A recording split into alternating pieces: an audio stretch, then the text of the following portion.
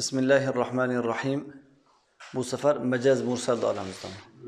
Majazning turlari ko'p dedik. Aslida majaz nima degan edi? Bir lafzni o'z o'rnidan boshqa o'rinda ishlatish. Ya'ni bir lafzning ikkita o'rni bo'lib qoldi. Biri original o'rni, ikkinchisi majoziy o'rni dedik.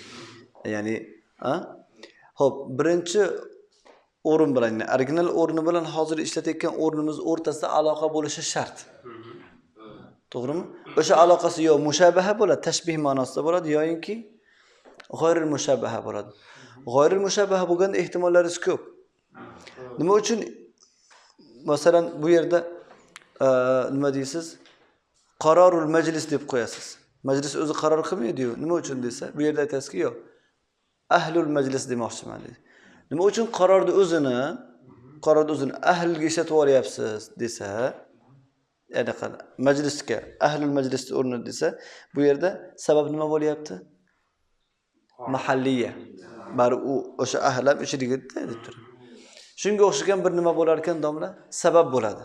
Aloqa bo'ladi, lekin aloqa tashbih emas, boshqa. Bizda aloqalar ko'p. Ya'ni bu yerda 8 tasini sanayapti. Sababiyya bo'lganligi uchun musabbabiyya, juz'iyya, kulliyya, i'tibor makan, i'tibor ma yakun, mahalliyya, halliyya deb qo'yadi. Birma-bir olamizda. Azmat yadu fulan deb qo'yishar ekan. Falonchining qo'li ulug' bo'ldi deydi. Qo'li ulug' bo'lmaydi-ku, qo'li katta bo'lmaydi o'zi. Ne'mat katta bo'lar ekan. Ne'matni hozir biz yadni ne'mat ma'nosida ishlatyapmiz. Nima uchun? Chunki yad sabab bo'ladi ne'matga. To'g'rimi? Berasiz-ku. Bergan narsiz ne'mat bo'ladi. To'g'rimi? Endi yad beradimi? Sababchi bo'ladimi? Demak, sababni zikr qilyapmiz, lekin bundan maqsad nima nazarda tutyapmiz? Musabbabni. Osonmi? Ne'matuhu degan ekan. Endi musabbabni zikr qilamiz, lekin sababni iroda qilamiz domla. Amtaratis sama nabatan. Osmonda nima tushadi? Yomg'ir tushadi. Yomg'ir nima qiladi keyin? O'stiradi, to'g'rimi? Biz nimani zikr qilamiz? Musabbabni. Sababni iroda qilyapmiz, matorni. Amtaratis sama'u nabatan desa nimani tushunasiz? Matoron degani. Nima uchun buni aytyapsiz bo'lmasa desa, bundan maqsad sabab ekan. Demak, musabbabiyya desa, musabbabni zikr qilgan bo'lasiz, sababni iroda qilgan bo'lasiz. Sababiyya desa-chi, sababni zikr qilib, musabbabni iroda qilasiz. Osonmi? Osmon nabototni tushirdiringmi? Demaysiz-da endi. Siz majozni bilib oldingiz-ku. Nima deysiz endi? Yomg'ir yog'dirdi deysiz. Lafzni nabat deyapsiz-ku desa, yo'q, nabat baribir sabab bo'lib, musabbab bo'lib chiqadi-da. Yomg'irdan. Juz'iyyani arsalatil uyun yoki ursilatil uyun litutalli'a ala ahvalil adu.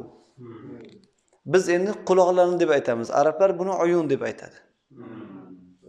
Ularga borib, quloq desiz, oddiy qabul qiladi, lekin ayn desiz, jasus ma'nosida tushunadi. Bizda quloqni jasus ma'nosida tushunadi. Ko'zlar yuborildi dushmanlarni ahvollarga xabar topishligi uchun ahvollaridan deyapti. Ko'zlarni o'zini yuborib bo'lmaydi-ku. Ko'zni deb zikr qilyapmiz, lekin bundan maqsad nima bo'lyapti? O'shani bir juz deganda kulliyan iroda qilyapmiz. Juzni zikr qilib, kulliyan iroda qilyapmiz. To'g'rimi? Kulliyani iroda qilibsiz. Bu nima uchun zikr qilyapsiz? Baribir bu ham juz-ku uni. Demak, juz'iyya bo'ldi, aloqa. Juz'iyya kulliya bo'ldi. Endi kulliyani zikr qilamiz. Yaj'aluna asabi'ahum fi adhanihim. Asabi'larini quloqlari tiqdi deymiz. Nima deymiz endi? Kul zikr qilindi, asabi' mana kul. Lekin juz asana bu. I'tibor makani ham bor ekan domla sabablardan bitasi. Manil yatim desa man mata abuhu. Onasi o'lsa emas, otasi o'lsa yetim bo'ladi.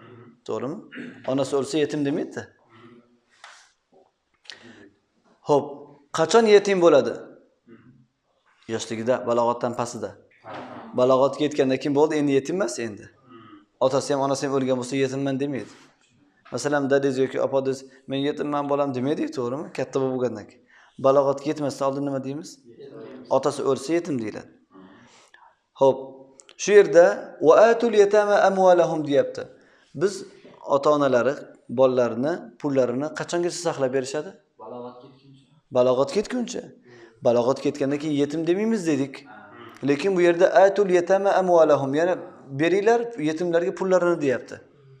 Hozir berayotgan paytimizda ular yetim emas, balog'atga yetib bo'ldi desa, bi'tibori makan. Avvalgi tariqadi. Ha, oldingi holat e'tiborga olib. Kelishdikmi? Yatamadan murod nima ekan? Balig'in.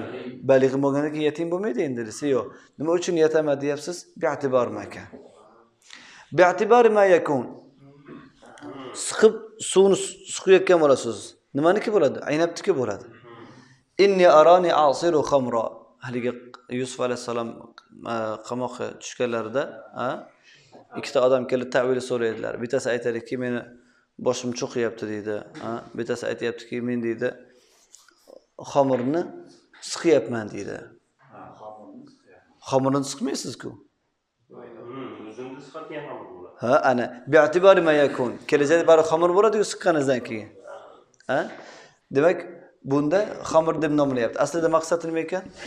Aynab ekanda, aynabni bunday siqib nima qilyapti ekan? Xamir tayyorlayapti ekan. Xo'p. Mahalliy ham bo'lishi mumkin. Qarraral majlisu zalik deysiz. Majlis shunga qaror qildi bugun deysiz. Majlis qarori deysiz. Majlis o'zi qaror qiladimi? Yo'q. Qaror qilmaydi. Majlisdagilar. Majlisdagilar. Demak, majlis ahli. Majlisni zikr qilyapsiz mahalda irodatul hal. Ya'ni un ichidagini iroda qilyapsiz, uni ichiga tushganlarni. Yo'inki halliya. Ichidagilarni zikr qilasiz, maqsadingiz nima bo'ladi? Mahal iroda qilinadi.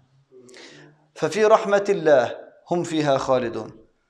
Ular Allohning rahmatida deyapti.